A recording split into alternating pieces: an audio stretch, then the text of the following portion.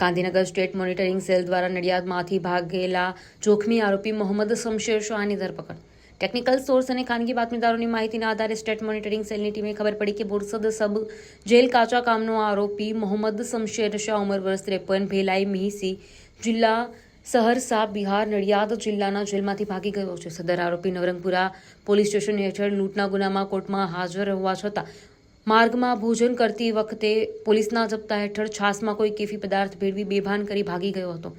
State monitoring સેલે આરોપીની location તપાસી તેને ભેલાહી મહિસી સદર ઘરમાં મળી હસ્તગત કરી તારીખ 15/12/2025ના રોજ પોલીસ કચેરી લાવી CRPC કલમ 41(1) હેઠળ અટક કરી નડિયાદ ટાઉન પોલીસ સ્ટેશનને સોંપવામાં આવેલ હતા.